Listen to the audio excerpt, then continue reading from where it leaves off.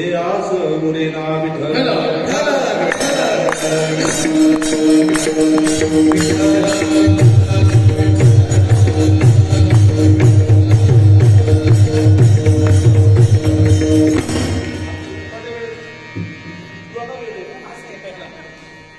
आता आपण प्राथमिक काहीच देणार नाही, आपण डायरेक्ट अभंगात प्रवेश करणार आहे. काय पर्याय नाही. म्हणून आज बाबांचा या वैष्णव मेळाव्याच्या निमित्ताने जन्मशताब्दी सोहळा आहे.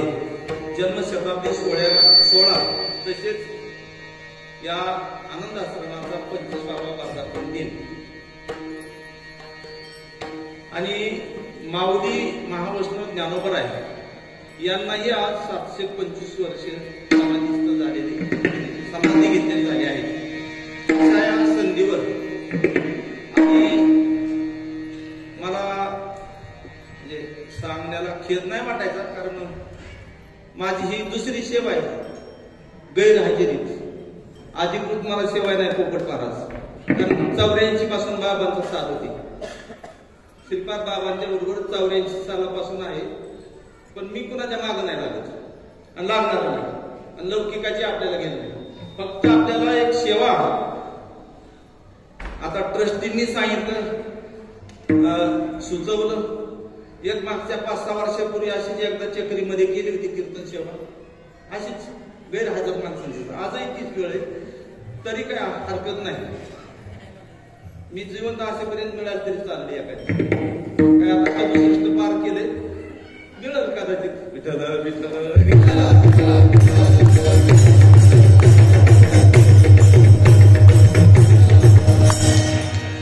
असो. सेवेसाठी घेतलेला अभंग देहूचे सुप्रसिद्ध साधू विश्वसंत श्रीमंत जगद्गुरु तुकोबराय यांचा संतांची महती सांगणारा अभंग घेतलेला आहे. या अभंगाद्वारे जगद्गुरु तुकोबराय सांगतायत की जीवनामध्ये जीवाला उत्कृष्ट प्रकारचा लाभ जर प्राप्त करून घ्यायचा असेल तर तो मिळण्याचं ठिकाण म्हणजे फक्त संत. तो एक संता ठाई लाभ पायी उत्तम, परंतु तो उत्तम प्रकारचा लाभ मिळण्यासाठी जीवाने साधूचं दास्यत्व मात्र करावं लागेल बरं का, तसा नाही मिळणार. म्हणून जर असं अंतःकरणापासून साधूचं जर दास्यत्व केलं तर साधूच्या कृपेला जीव पात्र होऊ शकतो. आणि फार थोडे होतात. साधूची कृपा प्राप्त करण्यासाठी साधूने दिलेल्या तत्वाचा जसाचा तसा अंगीकार करावा लागतो. या बदग्याची नाही अपेक्षा साधूंना सेवा करून घेण्याची. माझ्या श्रीपाद बाबाला तर नव्हतीच. म्हणून संतांची सेवा म्हणजे त्यांनी सांगितलेलं जे तत्व, त्या तत्वाचा जसाचा तसा अंगीकार करणं म्हणजे साधू सेवा आहे. आणि म्हणून एवढंच नाही, साधूची सेवा केलेली बरं का. महाराज सांगतात देवालाही आवडते. काय? साधूची सेवा केलेली देवालाही आवडते. तुका म्हणे संत सेवा हेच देवा उत्तम. विठ्ठल अभंगाचा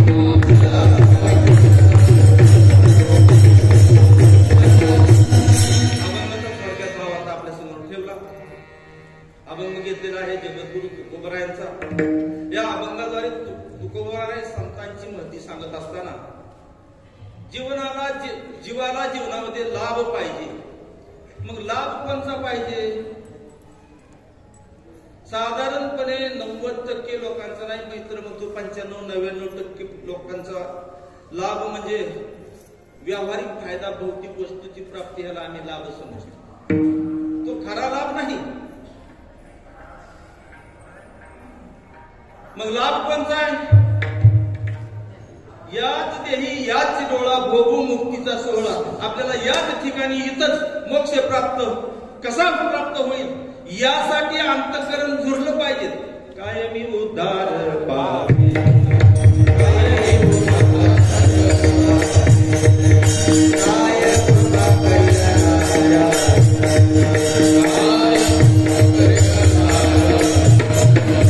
ऐसे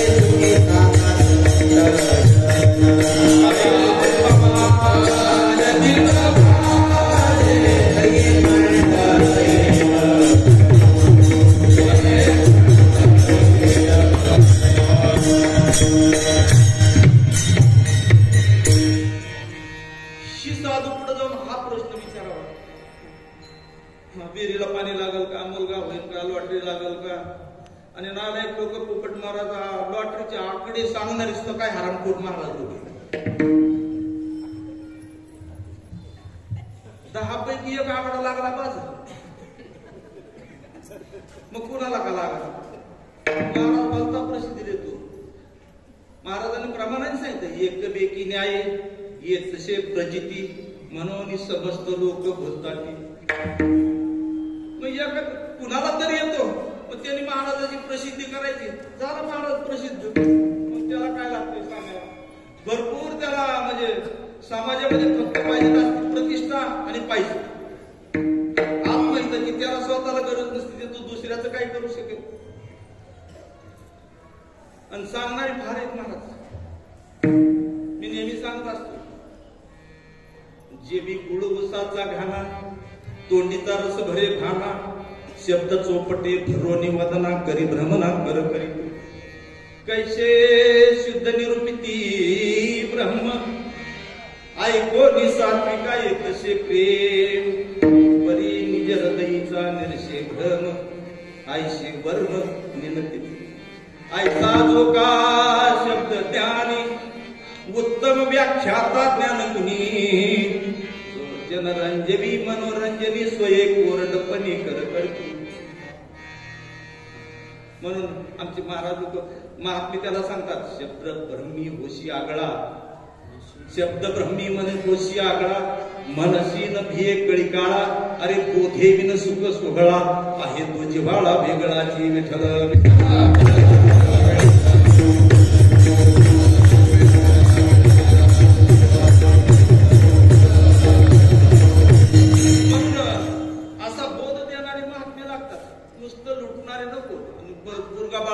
गांधारीचं गातपान गोळा करणारी थोडे परिनिके आहे का नाही. मग आपलं शुद्ध असावं, चांगलं असावं, थोडीच असावं. पण आम्हाला हव्य झालाय फार. संन्यासाला सुद्धा हव्यास होतो फार. जंगलात गेलं तरी मठ आश्रम बांधतेच. म्हणून बरं का, तसं तर सगळ्यापेक्षा हा ग्रस्त आश्रम श्रेष्ठ सांगितलं, परंतु नीटनेटका केला तर बरं का. काय म्हणता बरं का. गृहस्थ आश्रमामध्ये 4 आश्रमामध्ये आमचा गृहस्थ आश्रम सगळ्यात श्रेष्ठ सांगितलं आहे. याच्यामध्ये राहूनही परमात्म्याची भक्ती करता येते आणि अतिशय उत्कृष्ट प्रकारे करता येते. नाथ महाराजांनी केली. सानंदम सदनम सुताच सुदया कांतामित भाषिनी, सन्मित्रम सुदनम सुयोषितिरती आज्ञा परा सेवका, आतिथ्यम हरिपूजनम प्रतिदिनम मिष्टान्नपानं गृहे, साधो संगम उपासते हि सततम धन्यो गृहस्थाश्रमः. आता याची व्याख्या तुम्ही पहा. प्रत्येक सांगायची म्हणल्यावर आपल्याला वेळच नाही पुरायचा. मग कसा असावा गृहस्थी? आनंदी कुटुंब असावं, मुलं थोडेसे आज्ञेत शुद्धीत असावेत, बायको मितभाषिणी असावी, कर्कश संगती आयुष्य उदंड भजती नको तशी. मग कशी असावी? मितभाषी, गोड बोलणारी, कांतामित, सन्मित्र, सन्मार्गाचं आचरण करणारे मित्र असावे. धन चांगल्या मार्गाचा अंगीकार करून मिळवलेला असावं. आणि एवढं सगळं ऐश्वर्य जर असेल तर त्या घरामध्ये आतिथ्य असावं. आतिथ्य म्हणजे कोण? स्वैरा, धायरा, महाराज. अहो, आगंतुक येणारा गरजू अन्नार्थी, त्याला जे अन्नदान केलं जातं, चटणी भाकरी खाणं, त्याला आतिथ्य म्हणतात. हरिपूजन, देवाची पूजा असावी. आणि सगळ्यात श्रेष्ठ काय सांगितले? साधो संगमुपासते हि सततम धन्यो गृहस्थाश्रमा. साधूचा संग सगळ्यात श्रेष्ठ.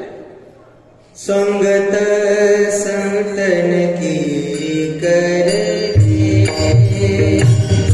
संगत संतन की करे, संगत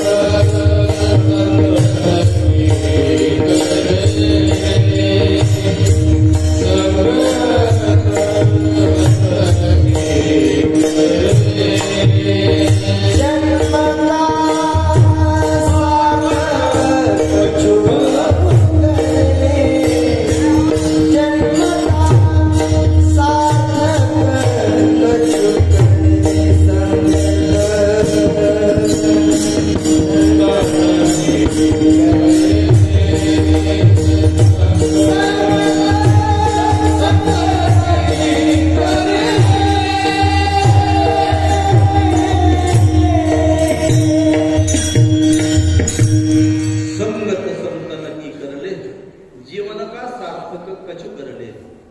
नाथांच्या भागवतामध्ये पण प्राधान्याने सत्संगाला महत्व दिले.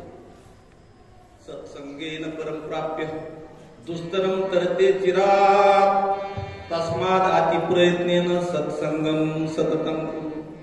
संत संगती वेगळे जाण तात्काळ पावा वयामाचे स्थान नाही अनेक साधन सत्य जाण उद्धवा. संत संगती देई चरण सेवा. संगती देई चरण सेवा.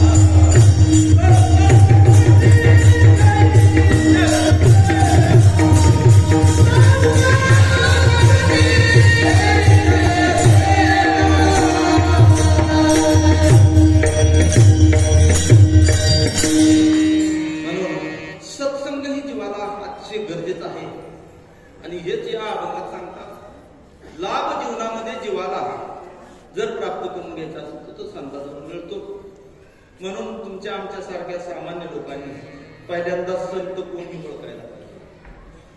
संताचा वेश घेऊन फिरणारे काही कमी नाहीत. संतासारखे दिसणारे भरपूर आहेत. आणि वेशभूषा तर काय आता सगळं नकली निघाले भरपूर आहे. परंतु त्याच्यावरून संत ओळखले जात नाहीत. मग संत कसे असावेत?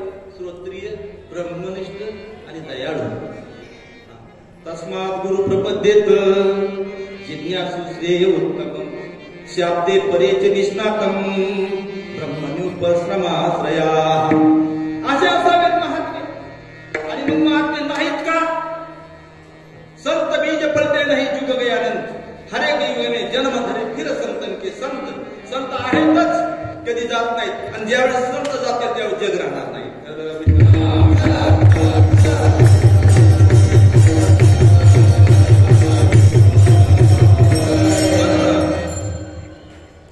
देव एक आहे काय? अनेक आहेत. देव एक आहे, जीव अनंत आहेत आणि संत काही एक आहे. आणि त्या काही एक संतांकडून एक असणाऱ्या देवाचं ज्ञान आपल्याला प्राप्त होत असतं आणि असे संत आपल्याला भेटावे लागतात. मेरा तार प्रभु से जोड़े ऐसा कोई संत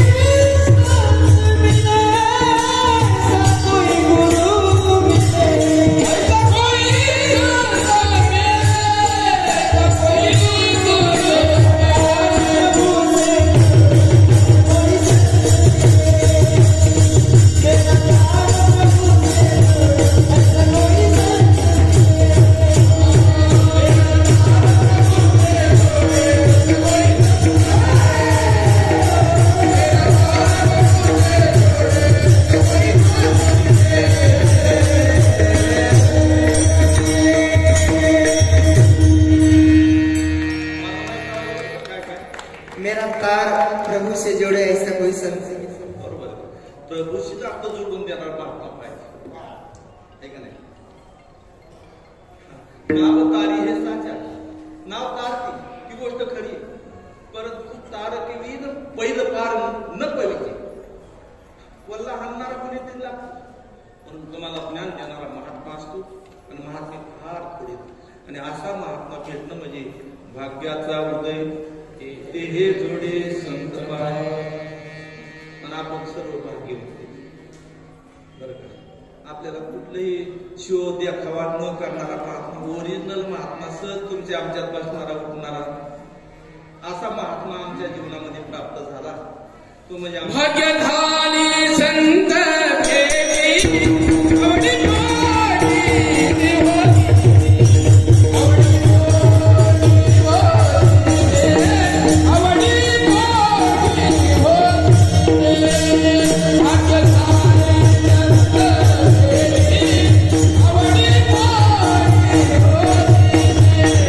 आवडी मोठी होती आवडी मोठी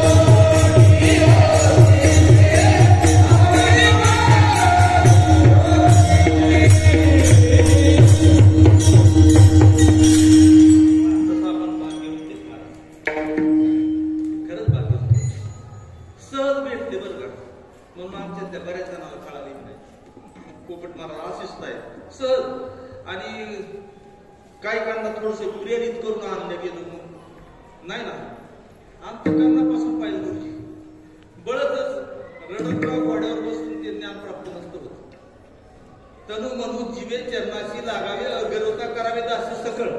चौथ्या अध्यायातल्या 34व्या श्लोकात सांगितले तद्विती प्रणिपात वाक्य परिप्रश्न शिवाय. याच्यामध्ये त्या बऱ्याच गोव्या सांगतात. मग आपल्याला ते ज्ञान प्राप्त करायचे ना तर त्या पद्धतीने आपण करावं लागतं. आपण भाग्यवंत आहेत. आपला विषय चालू होता आपण भाग्यवंत आहेत. आपल्याला ओरिजिनल महात्मा भेटला, कुठलंही अवडंबर न करणारा. आणि बरं का मला वाटतं बाबांना फार जवळून पाहिलं, जवळ त्यांच्याबरोबर 8-8 दिवस राहायचा योग आला, प्रवास करण्याचा योग आला. महात्मे हे चालता बोलता बरं का चालता बोलता परमार्थ सांगत असतात. ते चालते ज्ञानाचे बिंब तयाचे आवडी सुखाचे गुण एरवी माणूस म्हणायचे भान लौकिक भान. मग आपल्याला लौकिक दृष्ट्या ते दिसतात परंतु सहज. मी तुम्हाला आता बाबा सांगणार आहे आज जास्त. बाबा सहज चालता बोलता कसं सांगायचं. आमचं एक गाव साधारण नगर सोलापूर रस्त्यापासून आज 1.5 किलोमीटर आहे. अभंग राहिला तरी चालेल. मला बाबाबद्दल बोलू द्या. बाबा सांगितलं तरी तुम्हाला अनुभव झाला पाहिजे. मला वाटतं 1.5 किलोमीटरवर आमचं पाठीवडे गाव. बाबांनी कित्येक वेळा तिथून 7-8 किलोमीटरवर माहिजळ गाव नाही बस साधन मिळालं बाबा चालत आले. आमच्यासारखे स्वतःला फार मोठे समजदार नसते आले ना. आम्हाला फार लागतं अनुभव सगळं तेव्हा आम्हाला जमतं. तर आल्यानंतर साधूची लक्षणं बरं का बाबाच सांगायचे. बहता पाणी चलता साधू. साधूने जिथं फार चांगलं मिळेल तिथं जास्त खाऊन नाही घ्यायचं, थांबायचं नाही. चालू पडायचं. जो चालत राहतो तो साधू. पाणी जर एका ठिकाणी राहिलं डबकं झालं तर घाण होते. मग साधूने चालत राहायचे सारखं. ज्योत जला ते चलो प्रेम की गंगा वाहतेच. या उक्तीप्रमाणे आमचे श्रीपाद बाबा चालत राहायचे. आणि मग असंच आम्ही फाट्यावर कधी कधी बैलगाडी घेऊन जायचो सोडवायला. ते नको म्हणायचे पण आम्हाला राहत नव्हतं, घेऊन जायचो. मग तिथं ट्रक किंवा एखादं काय साधन मिळेपर्यंत बसायचं गाडी नसतो. मग एखादी ट्रकवाली चालली, बुरी नजरवाले तेरा पोका, त्याच्यावर प्रवचन. देखो मगर प्यार से तू तेरा देव. याच्यात परमार्थ सांगतं म्हणून सहज बैलगाडी घेऊन बाबांची चालून पुढून आली, डरकी मारली, त्यांचा रामराम काय बैलांचा रामराम. ट्रक वाल्याने एकमेकाला शिवी दिली की हा पण यांचा रामरामच आहे. ही गोष्ट आम्हाला बाबांनी सांगायची. मला अतिशय म्हणजे बाबांचं चरित्र सांगण्यासाठी उत्साह वाटतो. एकदा आम्ही पाठीवडून असं ट्रक मध्ये बसतो. नगरला आमची गिरी वगैरे होते, नवले गिरी. तिथं तो डाग बांधला बाहेर गुरुद्वारा. तर ट्रकवाल्या बरोबर आम्ही ट्रक मध्ये बसतो. त्यावेळेस मला 10 रुपये तिकीट 70 किलोमीटर जायला. आम्ही बरोबर बाबांच्या आलो आणि ड्रायव्हरने म्हणजे बोलता बोलता ड्रायव्हर संग बाबा हिंदीमध्ये बोलायला लागले. इतका अनुभव केला पोपट महाराज. 25 किलोमीटर गेल्यावर एक झाड किनारा गाडी रोख. गाडी थांबवली, ती पातेलं घासायला लावलं, किन्नरला चहा बनवला. बाबाजी को चाय बनाव. चहा बी घेतला. नगरला आल्यानंतर उतरायला लागला, मी पैसे द्यायला लागलो. ते म्हणला नाही नाही नाही पैसे नको. आता ते कर्तव्य म्हणून दिलं पाहिजे आपण त्याला. परंतु बाबांनी त्याला किती मिनिटात, 1 तासात आपलासा करून घेतला. इतकं सत्संगामध्ये साधूच्या दृष्टिकृपा, स्पर्श कृपा याच्यामध्ये पावर आहे. बोध कृपा, अनेक प्रकारच्या कृपा आहेत. परंतु सहज साधूच्या संगतीमध्ये राहून त्या ड्रायव्हर सारख्यामध्ये परिवर्तन होतं. आणि आपल्याला एवढा संघ मिळून आपल्यात होत नसत तर मग त्यापेक्षा दगड बरे. ऐका नाही, तुका म्हणे ज्याची बुद्धी असे जड, त्या ओढी दगड बरे. त्या ओढी दगड बरे. मग त्याच्यापेक्षा दगड बरे. जास्त नको म्हणायला आपल्याला काय. कुणाला आनंद, परत आणखी राग येतो का, कोणाला दुःख वाटतं. आणि इथं तर ते बोलल्याशिवाय पर्याय असो. तेव्हा असं सहज बाबांचं येता जाता असायचं. मला आपल्या ट्रस्टीकडून सूचना मिळाली. म्हणून मी बोलतो बाबाच बोलायचं म्हणून सांगितलं, म्हणून बाबाबद्दल बोलतो. कारण माझी काय आधीकडून सेवा नाही. ऐन नाही मला आलं म्हणलं, मला फक्त बाबा म्हणल्यावर आनंदच होईल. आता दुसरा एक उदाहरण सांगतो जाता जाता, तुम्हाला सगळ्यांना माहीत व्हावं. आमच्या इथे एकदा आले बाबा. आम्ही 100-150 जवळजवळ 100-150-150च्या आसपास साधक होते. मग आता बाबा आले म्हणजे प्रत्येक वेळेस एका साधकाच्या घरी कुठतरी थांबायचं. मग तिथं सगळ्यांना जेवण बिवण करायचे. प्रेमाने त्यांनी सत्संग प्रवचन काही होईल ते चिंतनाला. बाबांचं फक्त आले विचार, भाऊ बरं चाललंय का. आम्हाला वाटायचं बरं, म्हणजे धंदा पाणी. माझं किराणा दुकान होतं ना. परत शेतीवाडी करे का बायका करू, ते नव्हते विचार. तुम्ही चिंतनामध्ये आहात का, साधनेवर दृढ आहात का, हे बरं विचारत होते. त्यांना काय गटोडे बांधून न्यायचं नव्हतं. कधी आमच्या खेड्यातल्या माणसाकडून नीट भाड्याचे पैसे कळाले नाही त्या महात्म्यांना. ती कशाला आखलं नाही, त्या फालतू चौकशी करते. तुमचं आत्महित होण्यासाठी ते तसं विचारत होते. म्हणजे आता मी बरेच ऐकतो, बरेच महाराज आपलं बरं जेव्हा चांगलं असं मजली बांगला बांधला, मस्त 7-8 लाखाची गाडी घेतली. काय आपण कमीच नाही. आता तू गटुडं बांधून नक्की नेणार जाताना, है ना. नेलं का तुम्ही. आय है तो जाएंगे राजा रंग फकीर, एक सिंहासन चढे चले एक बांधे जंजीर. कबीर महाराज म्हणतात, माटी कहे कुम्हार से, माटी कहे कुम्हार से, तू क्या रोंदे मोहे,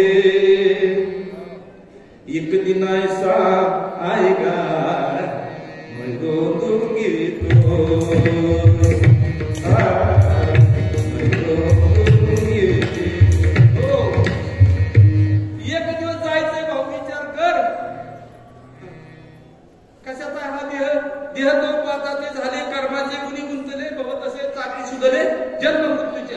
शरीरा घातली दोन्हीची कुंडी, माशी पाक पाकडी तव हे सरे आमर आपल्याला लेखवाकडे एखादं म्हणून. हो लगोटे महाराज, तुम्ही काय सांगता ते एखादा.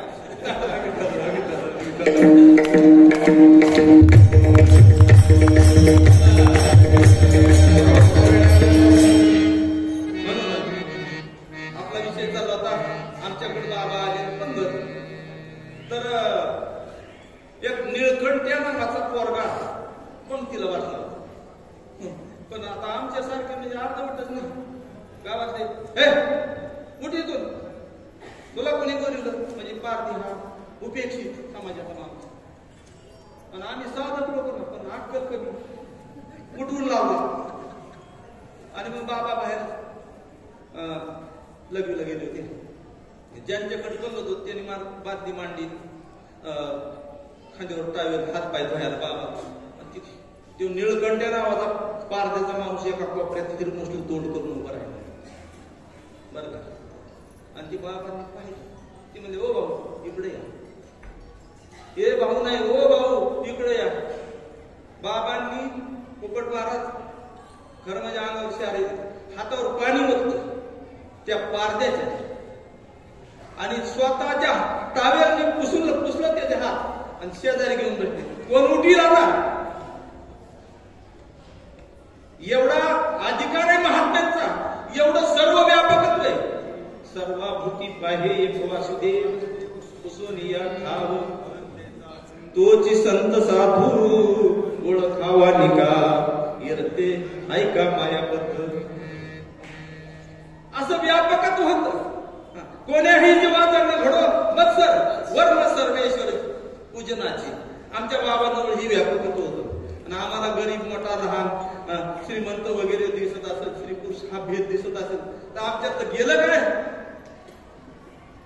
आणि आज ही दुर्दैवानी परिस्थिती महाराज बाहेर जगातले नाही सांगत, आपल्याच आहे. विठ्ठल विठ्ठल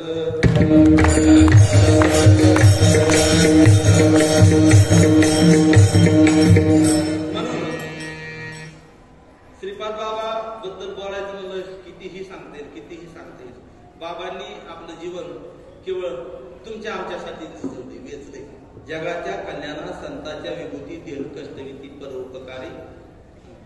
म्हणून अशा संतांची सेवा तुमच्या आमच्याकडून घडली पाहिजे. सेवा घडली पाहिजे म्हणजे काय? शारीरिक सेवा नाही. महाराज सांगतात हे तो एक संता ठाई लाभ पाहिजे म्हणविता त्यांचे दास पुढे असं पुढे ना त्यांचं दास्यत्व करा. तसं दास करीत त्यांचा संत दासांचे दास. माणूस दास होतो पण मोठ्या होतो. मोठ्या श्रीमंताच्या पुढे हुजरीगिरी चमचेगिरी करतो, पुढाऱ्यांच्या पुढे कोंडा हलवतो. नाही, ते तुमचं कल्याण नाही करू शकत. तुमचं अंतिम साध्य काय आहे जीवाचं? कशाला आम्ही कल्याण समजतो? धर्म अर्थ काम आणि मोक्ष. धर्मार्थ काम मोक्षानाने एकोपी यस्यन विद्यते अजागलस्तनशैव तस्य जन्म निरर्थक. जसं शिळीच्या गळ्यामध्ये एक स्तन असतो, निघतं का काही दूध वगैरे, उपयोग असतो का काही त्याचा? तद्वत जर हा मनुष्य देव कळाला नाही तर व्यर्थ आहे. अजागलस्तनशैव तस्य जन्म निरर्थक. मग धर्म अर्थ काम आणि मोक्ष, माणूस ह्यातले दोन वर टचून असतो. बरोबर आहे ना? कोणते दोन? आम्हाला धर्म माहित नाही आणि मोक्षही माहित नाही. अर्थ आणि काम त्या दोन गोष्टी मिळवण्यासाठी आमचा रात्रंदिवस 8 तास प्रयत्न असतो. यासाठी केला होता 8 तास.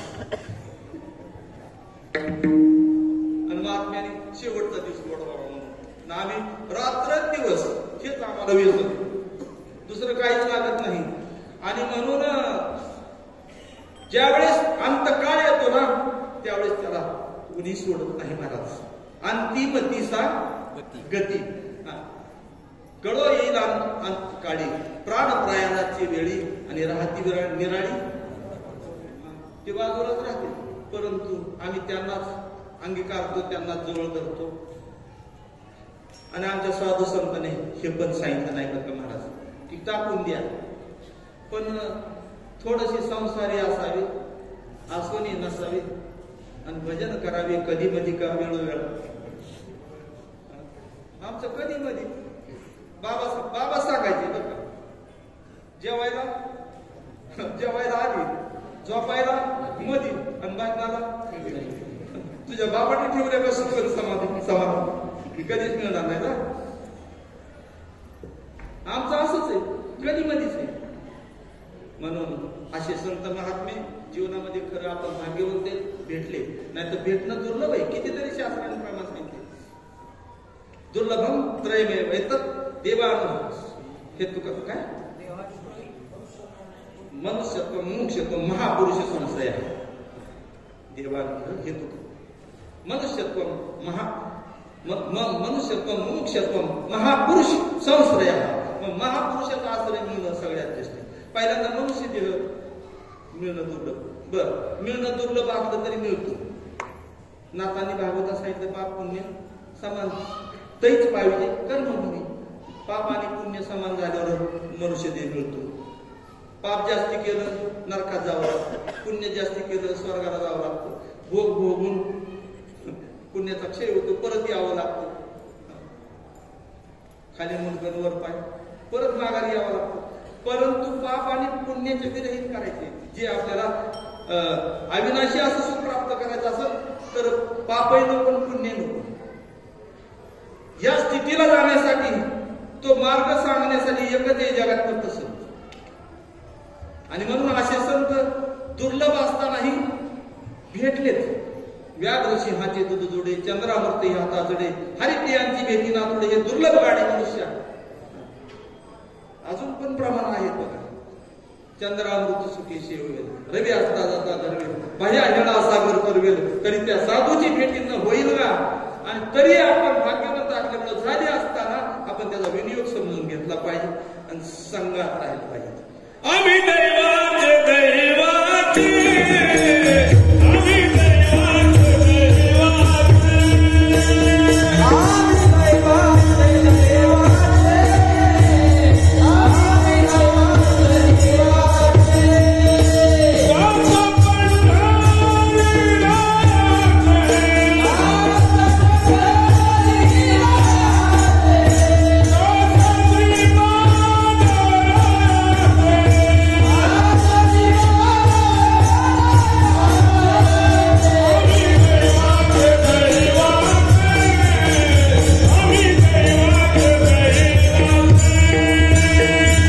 दैवाचे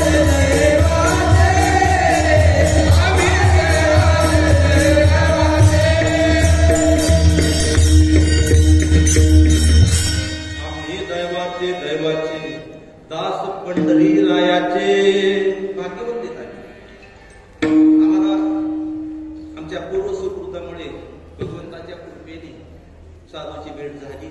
आणि असे साधू की जे निरपेक्ष केवळ तुमचं आमचं हितच पाहणारे, कुठलाच हेतू त्यांचा नव्हता, कशाचाच हेतू नव्हता. मला वाटतं एवढा मोठा आश्रम झाला याचा सुद्धा हेतू बाबांचा नव्हता. बाबा होता बळत त्यांना तुम्ही आम्ही प्रेरित करून हे पर्यंत पण नव्हता, काहीच केलं नसतं. म्हणून अशा साधूची सेवा करण्यामध्ये देवालाही आनंद वाटतो. नाथांच्या भागवतामध्ये फार उत्कृष्ट प्रकारे याचं वर्णन केले. संत आणि देव, आम्ही या प्रतिमा तयार केल्यात, वेगवेगळ्या फोटो संतांच्या असतील देवाच्या असतील, ज्या प्रतिमा केल्या त्या प्रभू रामचंद्राचा अवतार कधी झाला? त्रेतायुगात, किती लाखो वर्षापूर्वी. द्वापार युगामध्ये श्रीकृष्ण. मग त्या प्रतिमा कुणी पाहिलं? कृष्णाला रामा केल्या ना प्रतिमा, चित्रकाराने पेंट करून तयार. त्याला मानतो आम्ही. मी सांगतो प्रमाणे केल्या प्रतिमा निज कल्पना उत्तम, संत प्रत्यक्ष पुरुषोत्तम, चालते बोलते परब्रह्म, अति उत्तम साधू सेवा. तुमच्या समोर तुमच्यापर्यंत चालत बोलत येतात, तुम्हाला ज्ञान देतात, त्यांची सेवा करायला मात्र आम्हाला आवडत नाही. मात्र बसतो देवाला त्या देवाच्या फोटोची पूजा करीत. म्हणून देवाला हे आवडत नाही. संतांचा अपमान करून देवाची पूजा केलेली निश्चितपणे देवाला आवडत नाही. नाथ महाराज भागवतातच सांगतात, सिद्ध करुणी पूजा संभार, सिद्ध करुणी पूजा संभार, माझ्या पूजेचा त्यादर, पूजा करिता एकाग्र जै साधू नर खरा येती, त्या साधूची पूजा न करिता जो माझी पूजा करी सर्वथा, तेने मज हानितल्या नाता की तो माझ्या घाता प्रवर्तला.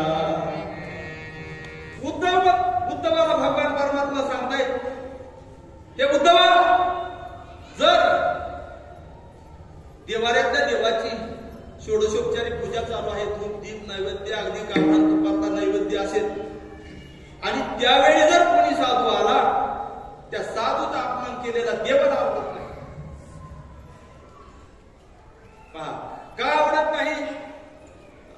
संत माझे लढेवाळ, त्यांची पूजा मज लागे गोड. संत सेवकाचे मी पूर्वी कोड, मजनी चाड चाड संतांची.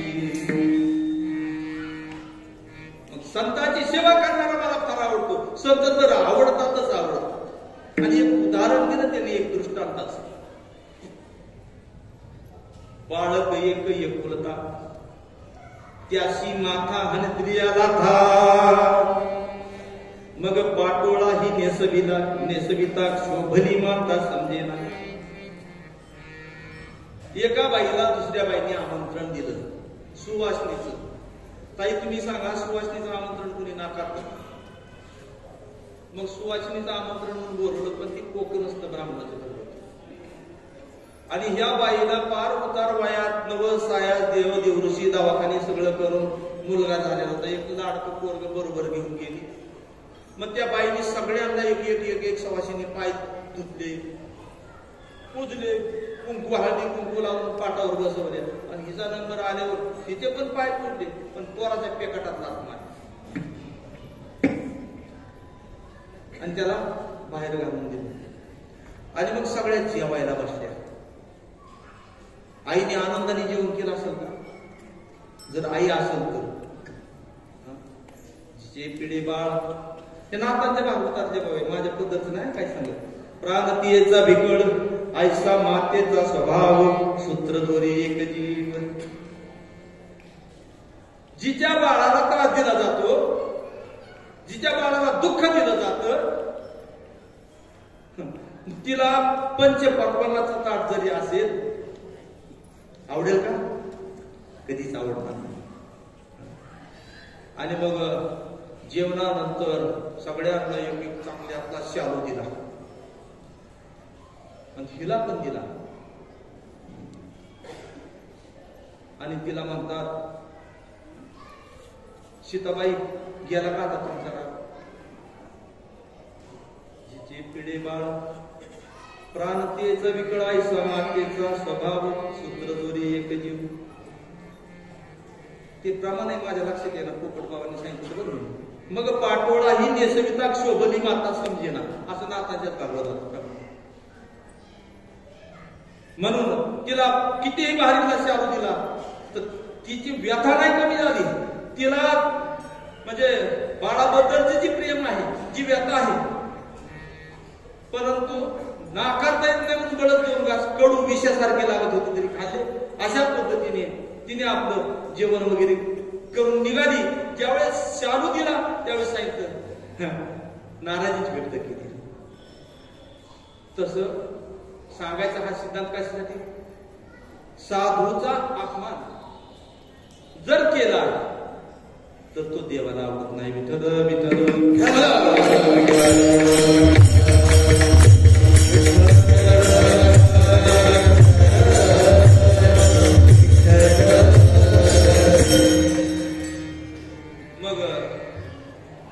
सगळ्यात सोपा उपाय महाराज अभंगाच्या शेवटी त्यांना सांगतात,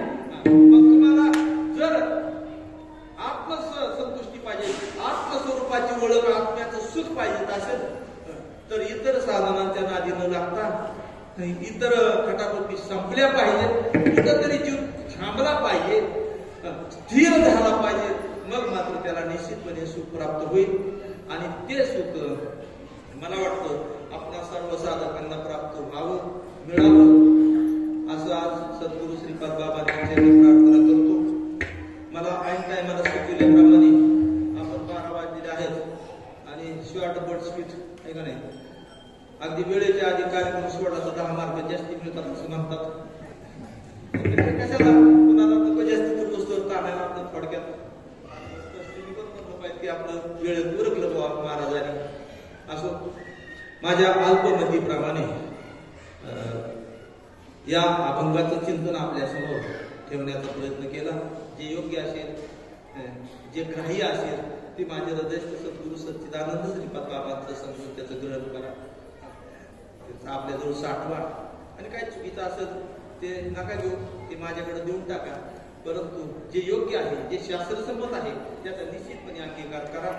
झालेली सेवा संतांच्या चरणी समर्पित. ज्ञानेश्वर